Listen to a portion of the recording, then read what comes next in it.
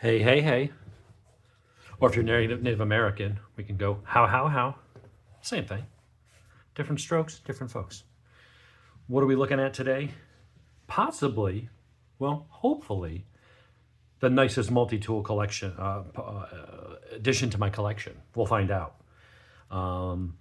As you know, lately I've been on a big kick for multi-tool devices. I've kind of migrated away from the bigger one-hand locking tactical blades. Still got a bunch of them, and I'll carry them occasionally. But I'm finding more useful to have in my pocket things like Swiss Champ, the Work Champ, and then I've gotten into some of the multi-tools here. So we've got everything from the inexpensive Roxxon, which you can get off of the Amazons for like 45 bucks, and is actually a surprisingly good tool in the price point. And then you've got your mid-range Leathermans like the Wingman here that give you a smaller, lighter package, giggity, with a nice set of pliers and more minimalist tool set. And then, of course, we've got our more higher-end version of the Leatherman, and this is the Charge Plus with 154 CV, or what is that, 154 CFM steel? I don't know what, I got a lot of stuff going on. My brain's a little scattered, but really nice action, really nice and smooth. We've also got a Victorinox Spirit X, which in a lot of ways I feel is kind of the most premium. I would say, if not for this one thing, this would be the only thing I would probably ever carry. And it's because of the way that it's two-handed opening on everything, and with tight springs and nail nicks that are sometimes buried real down in there, it really does make it a bit of a nail breaker. I've snapped off my thumbnail and took chunks out of it a few times. Or if I'm just getting out of the shower and I'm like, oh, I got a new shirt, I got to cut the tag off or something. And because your nails are soft if they've been wet for more than 3 minutes. Even now I'm struggling to get the scissors open, and I'm bending back that nail and it's starting to separate from the nail bed. So I like right now that nail is bending so much now that it's falling off, and I can't get that open. So now I have to switch to this hand and hope that that nail is strong enough. But if you look real close there, see that line right there? I've now just bent that nail back. Focus, damn it. Right there. There's that little white line right there. And so now opening this, I can't actually get it open. I've got to switch to that and try to do it and hope I don't rip that nail off. And that is a shame, because this is probably one of the best multi-tools that you can buy right now. From a design, simplicity, having everything you want, being really tough, stainless, and being really slim and discreet in the pocket. But the thing is such a pain in the dick to open that you end up busting your fingernails, and you sit there and it's like, if I need this in a hurry and I'm sitting there and I'm tearing my nail and my thumb's bleeding, like that's not good. That's your tool should facilitate whatever you're trying to do. It shouldn't tear your nail off and cause you pain or fail to open because your thumbnail is torn and ripped or whatever. So I've been getting into the Leathermans because they offer one-handed opening on a lot of the tools. They are a bit bulkier. They do weigh a little bit more than the Victorinox, but from that aspect, as far as ease of opening, they are better for that. So let's go ahead and see the star of this show on Dave's Man Cave, which is gonna be the new Arc. See, let's open it up. Let's unbox it, see what we like, see what we don't like. Manual. I'm sure you're familiar with manuals. You don't need me to go through that with you. You can do that on your own. Comes with a sheath. The knives are made in the USA, or the tools, I should say. But the sheath itself is just, made in China, which I'm fine with because I will probably never use the sheath. It comes with a bit driver set that's got some nice little tools in it. You got different screwdrivers, hex heads. You've got some Torx bits, things like that. So yeah, that's kind of cool. Although again, I don't tend to use them. And now we get to the tool itself. Weight-wise, I believe it's around 8.6 ounces. So it is right up there with the Charge Plus within, a percentage of an ounce. It is size-wise a little closer to the Victorinox, although it is a wee bit thicker, but it's a little bit longer like the Victorinox, which I'd like. I'd rather have the tool be a little longer but thinner this way than I guess I'm going for length over girth here. This is built off of the free platform, which means it locks up fairly tight, but as soon as you move that apart, it's actually held here by magnets. Here, click in. But as soon as you break that pressure, then you can almost open it up like a ballet song. Out of the gate, nice and loose. I will say my Charge Plus, still stiff. Notice it doesn't move. So I'm still breaking this thing, even though I've been dailying it for, like a week or two now. This, nice and floppy, but not excessive wobble. Little bit though. Similar to this one, which has the sweetest, smoothest action. But again, the side result is a little bit of wobble. The little Wingman, well, this one's spring-loaded, but also nice and loose. You can see it's nice and floppy. The spring is fairly weak. It's less than the Roxxon, but it's nice and loose, so it just works real well. This thing, let's go over the specs of it. I like the way that it's nice and loose. You got a crimper down in there. You've got your replaceable carbide bits. You've got your, which I'll probably order up a set just to have them. So when one invariably snaps, I can just go ahead and replace them. These ones are non-adjustable. I do feel like that's a miss because they did just release one recently that was an adjustable pivot. That would be nice if you had to take it apart, clean it, service it. You snapped off one side and you wanted to just replace like one piece. That would be nice if we give you some options. But nice loose action, very easy to use, nice needle nose, very well constructed. They say it's their strongest one yet, at least on the mid-size here. And then you just close it right up. Really nice action. So once you break that, I guess you can just...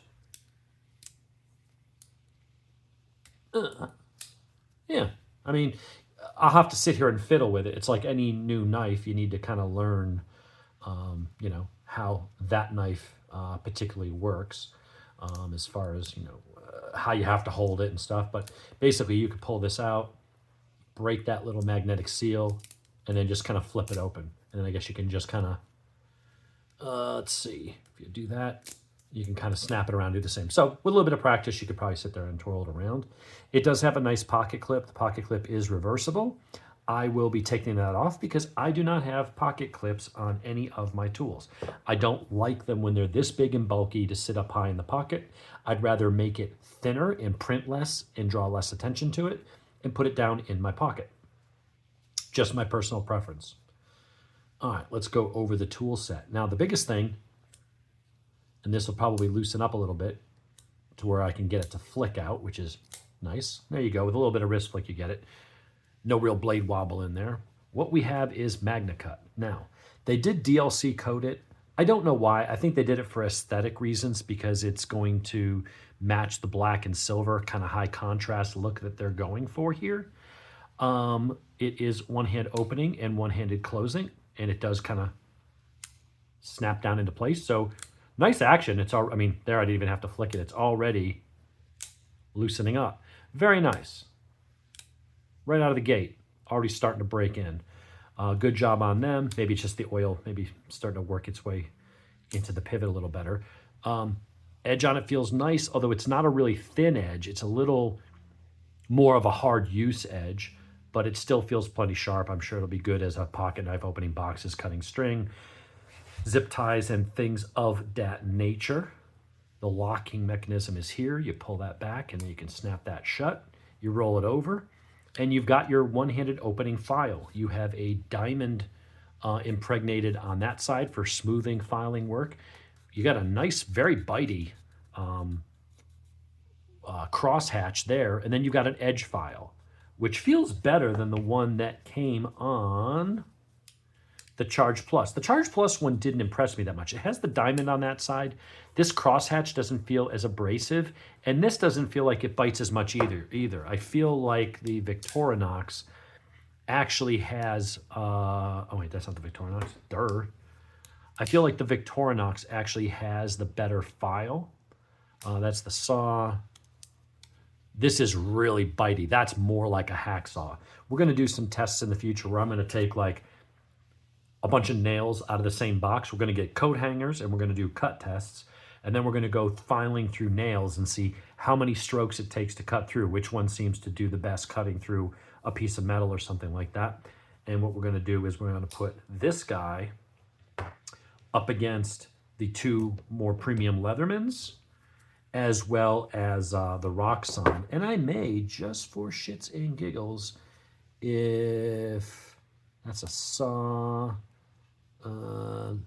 I may do this one just as well. This one's out on the table. We'll talk about it in a minute.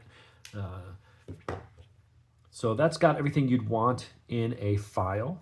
I think that's going to be a really good file. We'll find out, but from the way it feels, pretty good. And again, one-handed opening, one-handed closing. On this side, I guess if you were a lefty, you could snap that open, but you've got a pair of springed scissors. They feel pretty decent. We'll do some cut tests and stuff later. This is just an unboxing, not a durability and function test. Everything seems to lock open nice and tight. And again, if you wanted to close that with one hand, you can. Let's see. And on this side, we got a wood saw. Feels pretty damn sharp. We'll see if it's as good as the Victorinox. That'll be another test. We'll get a wooden dowel so it's uniform the whole length. And we'll do cut tests on the various tools and see which one does better at that. And then we'll rank them on not only comfort and ergonomics of having to use it for a minute, but also see what, how long it takes to cut through something and see if one does a noticeably better job than another. But you've also got a bunch of other tools here. Now, what I do like about this tool is that, let's see, if you pull up on this, so they say all the tools are one-handed opening. And technically they are. They're a little awkward, but you can push on that piece and that pops up whatever tools are in that section. In this case, you have your can opener, which I think functions as a bottle opener. We'll find out. This might be the one that actually has its own designated bottle opener on the other side. Yeah, it does. So in the past, they tried to do a combo, and it didn't really work as well. Honestly, I always preferred having the Victorinox style where you had a separate can, and this one also had a separate can and bottle opener. The one that tried to do both didn't do either of them as well. So we've got our bottle opener here. This one, unlike the Victorinox style, someday I'll get through a fucking video without the stupid dogs going crazy. But you've got a small screwdriver on this one. This one doesn't have that, but I think it kind of makes up for it when you got these interchangeable bits and you can use whichever ones you want. So you've got your small bit driver to go with this whole set of bits. And on this side, your total number of tools was the bit driver. You've got your can opener, also locks. So if you want to close those, push that button back. You got your Magnacut blade. And then you have, on this side was what? The saw. And on this side, you have a really nice awl. It's got a good awl. It doesn't have the hole in it for sewing because nobody ever used it. If you need this, it's because you're trying to punch a hole in something, plastic jug, bore a hole through wood, do something like that. You got a little wire stripper down here. That edge is slightly beveled to give you not enough to cut through the wire, but to help grip. There's actually a sharpened edge there. It's at a slight angle like that instead of just they didn't punch it straight through. They ground it through at a slight angle to give you a little bit of an edge to help grip the edge of the wire casing and strip that off, leaving the wire intact. But you got a really nice awl, which I think works better than a lot of Victorinox ones that are on the back of the knife. For me, it's a more natural motion to do it that way. What you also have on that side is a pry bar, and that is pretty damn beefy. That is a nice little pry bar. The other things you got, let's see, we covered the all, is you have a mini bit driver. So I don't think there's any extra mini bits down here, but you've got a little tiny screwdriver and you've got for a Phillips and you've got a little tiny flathead. And what that's going to be good for is things like glasses, watch, sometimes small electronics like a remote control for your key fob or something where you need to get in there with a little tiny screwdriver. And that big ass bit here, is just too much. Now there may be a smaller bit that you can put in there, and it looks like this one right here has different size bits, so you could get one that is slightly smaller. I like having the flathead and the Phillips, because those are the two most common things you're going to use. And then having a smaller version for electronics or some of those other things I mentioned. That completes your tool set. I will say, as far as the sheer number of tools, it is a little less than the Victorinox. The Victorinox, you've got your bottle opener, small screwdriver, you've got a pair of good scissors, you've got a file, but on this side, you've got a wood saw, and probably one of the best in the business. You've got a hook, you've got an awl, you have a big flat screwdriver and a pry bar. Maybe it doesn't have that much more. And then you get this other tool that's kind of like a package opener, a combo wire stripper for different size gauge wires and things, as well as a chisel. So maybe it doesn't have that much more. I think with the bits, this certainly expands it. But you can reverse the pocket clip over to this side. So if you're lefty and you want to do that, although it doesn't really help because if it's on that side, the tools are largely made for right-handed opening. There's no way to make that, it's not a single blade knife where you could reverse or have a thumb stud on both sides or a flipper or something, right? It's clearly this is going to be designed for a right-hand opening. Is there anything I don't like about it? Not really. I mean, the actions, and they say this is a striking surface. This is pretty robust, fairly hardened, quality tool steel. So if you had to, you could bang on something if you had to hammer a little bit. Obviously be careful. Don't have a nail this long so that if you miss, it goes bam into your hand. Use your head. But if you had to use this as a blunt, because you got a little bit of weight here and you got that flat steel. If you wanted to hammer something, you really can't do it much on these. You're going to end up breaking something or messing up, some of these surfaces. Here, it's kind of designed for that. It's really not there for anything else. You've also got a set of crimpers down in there. Now, I don't know if the Victorinox does. Let's go ahead and close everything. Not really. I mean, you could mash something in there, but this actually has slightly rounded surfaces in there for that to catch it so it doesn't just... This is at an angle. Could you pinch something in there? Yeah, but it's the other way. It tapers and opens up. You might just end up shooting the thing out, This is a nice, legit tool. I have read some things about people breaking these on wires, and that's why we are going to do a wire test at some point. I'll get some coat hangers because that seemed to be what people were actually breaking them on, of all things. So we'll go ahead and do that. I'm going to probably order up a set or two of the replacement bits just so that I have them. And that way, if I ever do break it, it's a tool. Sometimes you break, great. I'll have a set sitting in the box here in my drawer, and I can just quickly go and, swap that out. I will say that in trying to use this one-handed, I'm finding that this is getting in the way. I don't like the pocket clip. It looks nice. It's there for people who want it, but I'd want to grab it up here and find a way to break, instead of having to go way down to the tip here, and I'm worried that at times I'm going to drop it. I'd rather hold it more firm up here, but that thing just kind of gets in the freaking way.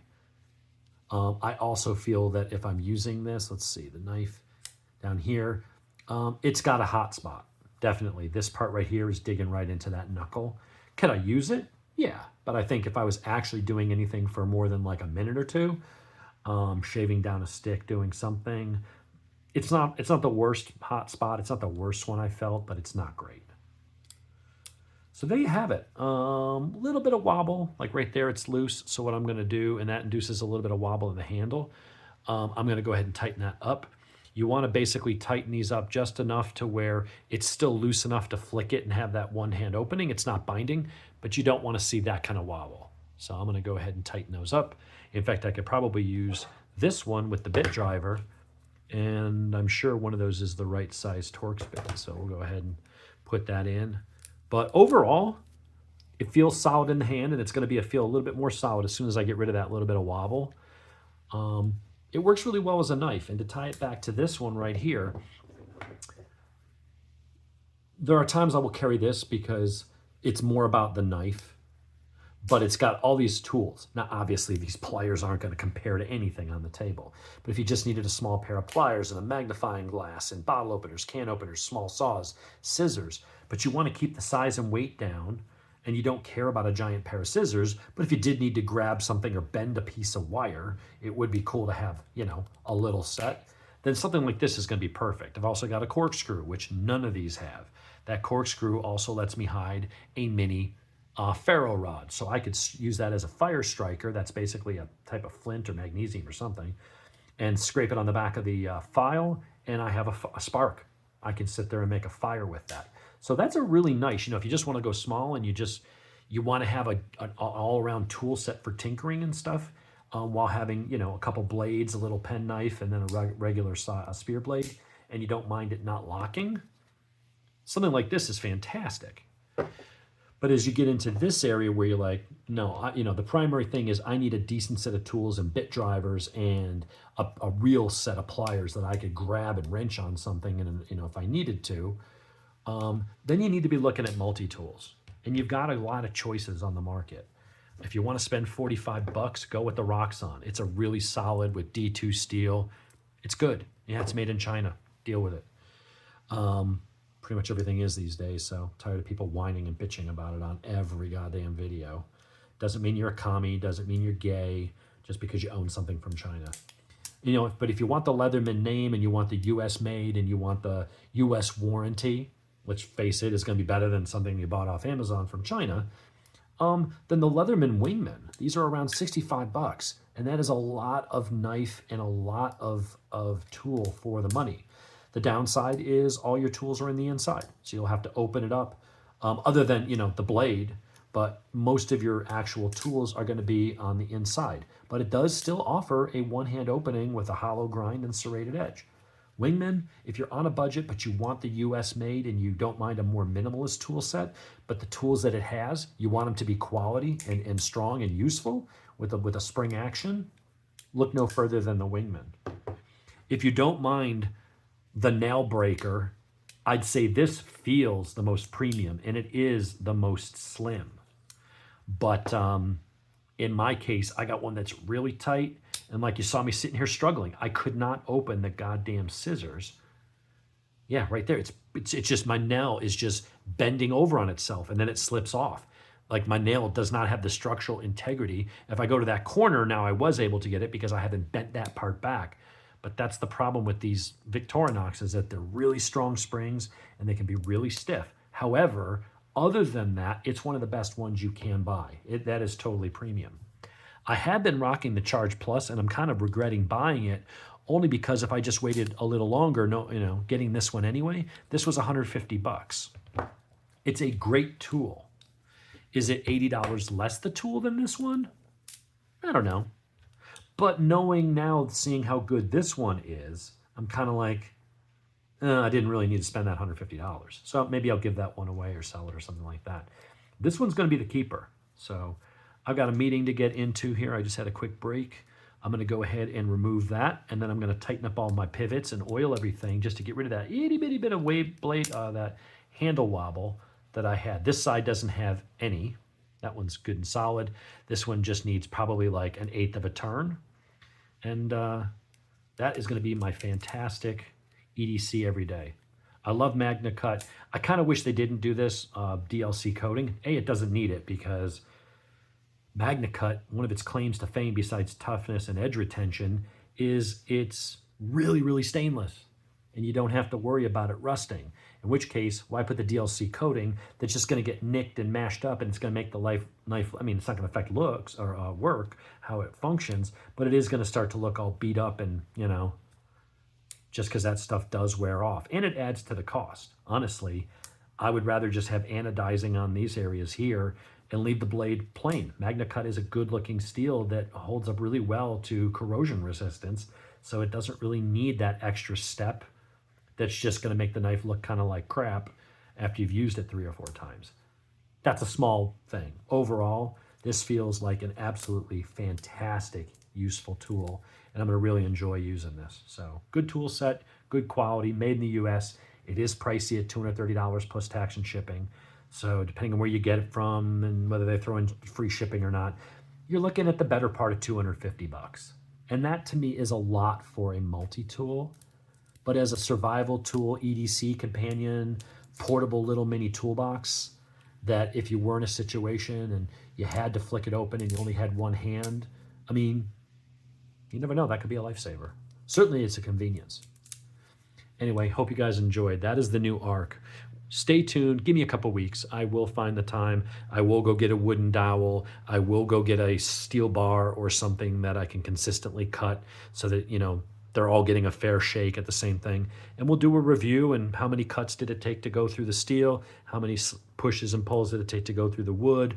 And then we'll go through, you know, doing, 10 or 15 cuts on steel coat hanger on each and just see, did anyone take damage? Did they all cut relatively the same? Did any of them dull? You know, we'll go on down the line and see if one of them rises to the top. Is it worth spending $250? Or are you better off just, you know, if you don't need the extra tools, just spending $65 and go with the Wingman? We'll find out. Everybody, hope you have a good day.